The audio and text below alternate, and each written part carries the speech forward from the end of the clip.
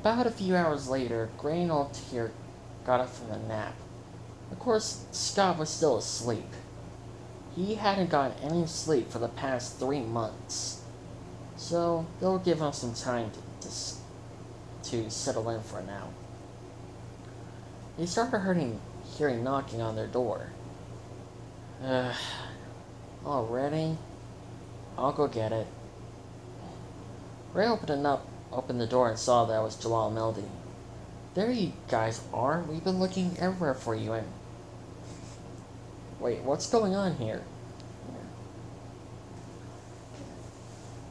Here.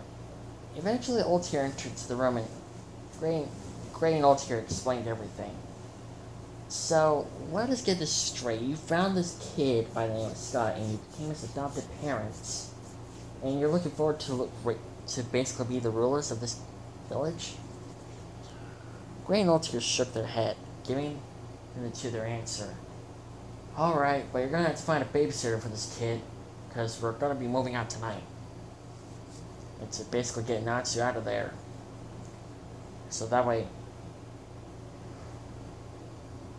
they can...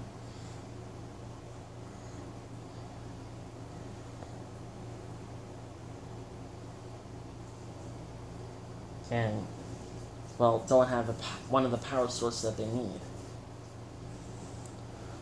Alright, but here's a question. How are we going to get them out of this village? Simple. Jalal explained everything. They're basically going to put Natsu in a giant container here. Putting some tranquilizers inside of the food and water so that way Natsu doesn't go hungry or thirsty. Luckily enough, the tranquilizers will kick in and keep him unconscious for a while so that way the driver won't notice them. Won't notice that there's someone in the back.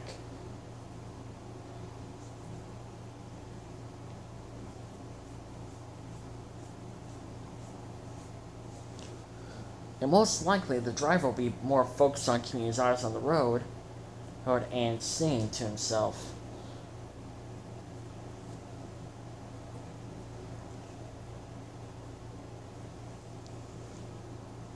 Alright, so that's understandable, but will this person take him straight back to Fairy Tale?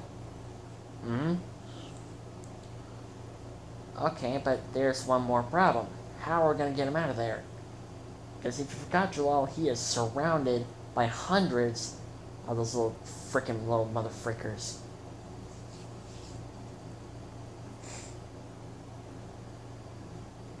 Well, that's when the bait comes in. What bait? Well, I've been hearing a lot about the Dark One and his servants, and apparently they go for an animal sacrifice. An animal sacrifice, huh? That's why I found a monster bear to keep them occupied for a while. How big is this bear? About 3 times the size as Fairy Tale's castle. Gray and Altier's eyes were widened, and their mouths dropped. Holy crap, that should keep them occupied for a while. And it'll keep them occupied long enough so we can perform our own attack against them.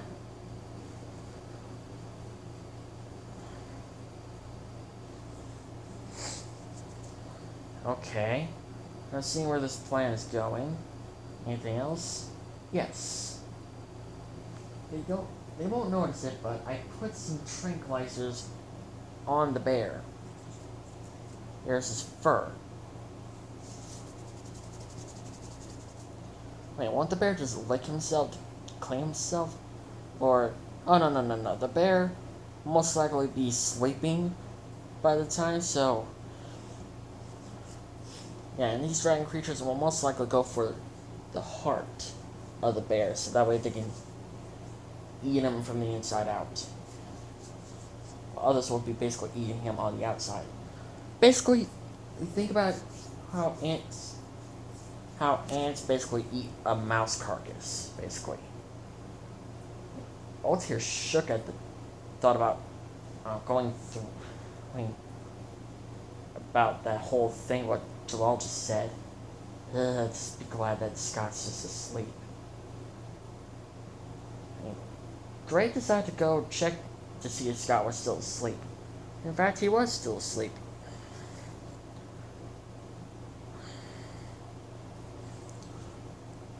So that's how we're gonna get Natsu out of there. And after that, we should. And not just that, there's one more thing. Those dragon creatures, after getting enough food, they'll actually go into a deep sleep for around 6 or 7 months. 6 or 12 months, actually. 6 or 12 months. Huh. That should give us a real advantage.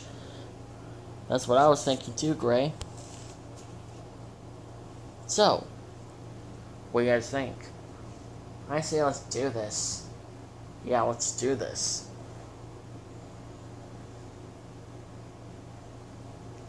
And so the plan was in set. All was in action. Gray, Jalal, Altair, and Melody got the bear in place. And they were lucky enough that the giant bear was asleep.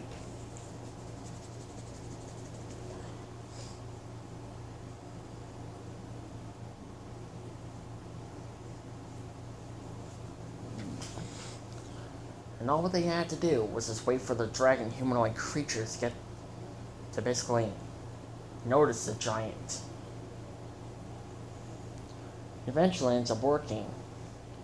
All of them, including the alpha, end up going into the giant bear. Their first instinct was to go inside of him and eat his heart from the inside out.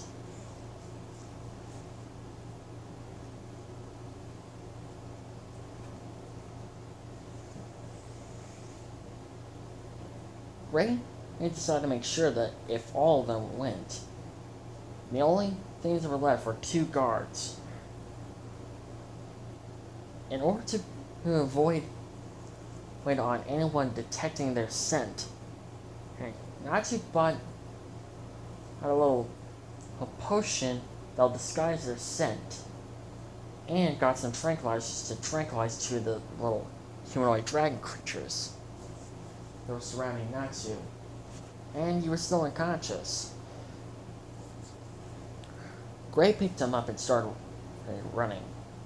Eventually they all got out of there and saw that the dragon humanoid creatures were still feasting on the bear. Huh, that was a lot more easier than I thought. Don't get ahead of yourself, Gray.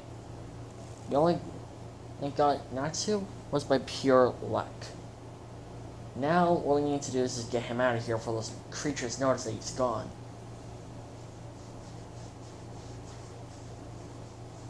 I got an idea. What is it, Altair?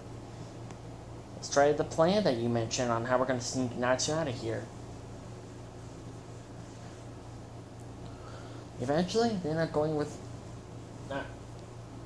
Jalal's plan on getting Natsu out of there.